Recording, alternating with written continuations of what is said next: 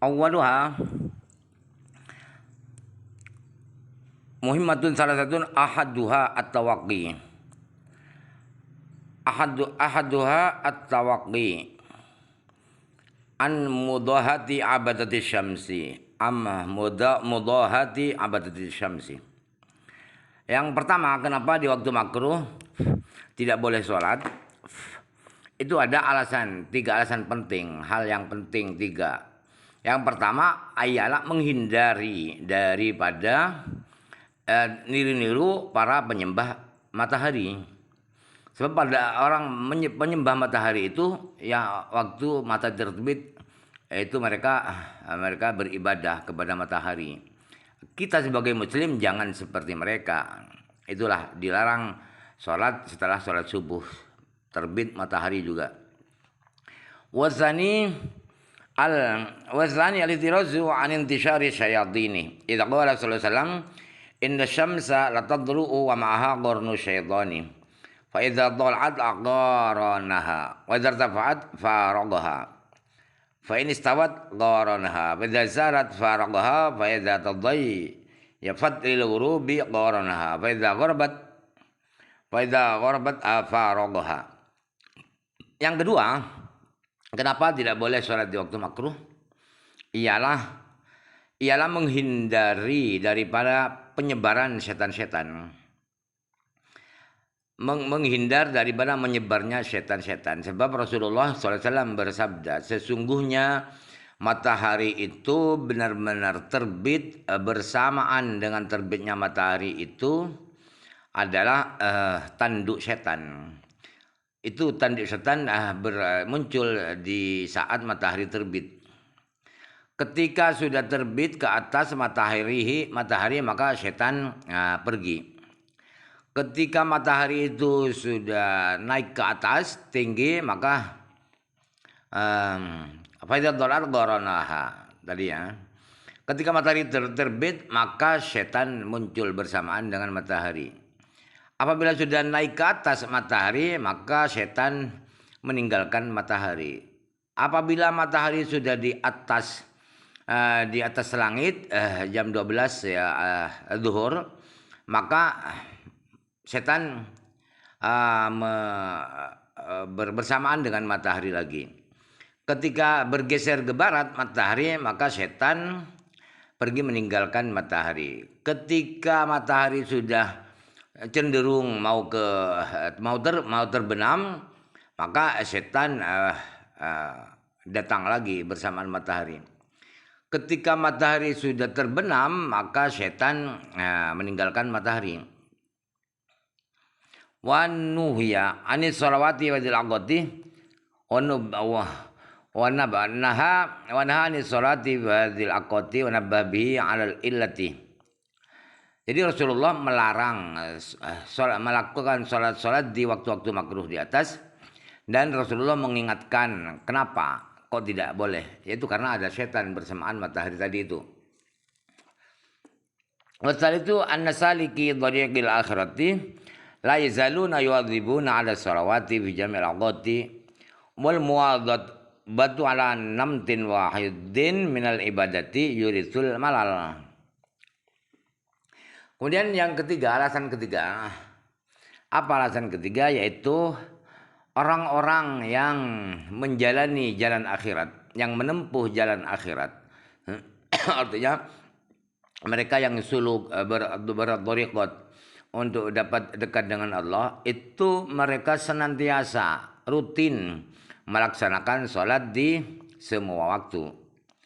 Sedangkan merutinkan ibadah sholat dengan satu cara, satu teknis, satu metode itu menyebabkan bosan. Menyebabkan kok ibadahnya itu saja, tidak ada ibadah yang lain. Itu menyebabkan bosan. Wa mahma muni amina sa'atun zatan nasyatu wa ba'asatid dawai wal insanu harisun ala ma muni aminhu. Ketika ibadah itu ada beberapa jam yang tidak diperbolehkan sholat, dilarang sholat, dari 24 jam itu ada yang dilarang untuk sholat, maka semangat makin tumbuh dan motif untuk melakukan sholat lagi makin makin menggebu-gebu. Sedangkan manusia itu selalu menginginkan melakukan hal-hal yang dilarang. Jadi larangan itu menyenangkan, sesuatu yang dilarang itu menyenangkan, ingin melakukan larangan-larangan. Hafi ta'dili hadhil awqati ziyadatu ya ziyadatu tahridin wa ba'thin ala intidharin qida'il waqti.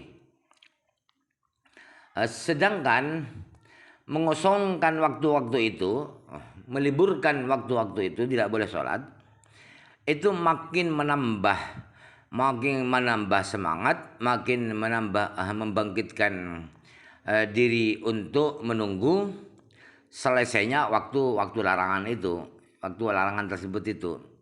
Fa khussisat hadhil awqatu bitasbihi wal istighfari hadaran minal malal bil mudawamati wa tafarrujan bil intiqali min naw'i ibadatin ila naw'in akhara. Jadi waktu-waktu ini, waktu-waktu tidak boleh sholat itu diberi kekhususan, diberi ke lain daripada lain, yaitu diisi dengan tasbih dan istighfar. Kenapa istighfar dan tasbih di waktu-waktu makruh itu? Agar menghindar dari rasa bosan. Merasa bosan karena itu saja, karena monoton sholat terus. Dan agar berrekreasi.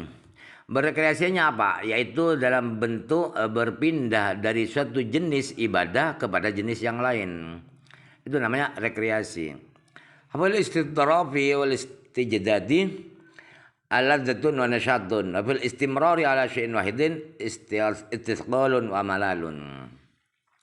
Jadi membuat hal yang baru, wal istiddad ya juga membuat hal-hal yang baru itu terasa enak. Berbuat yang baru-baru, yang banyak ragam, banyak pilihan, itu memberikan semangat.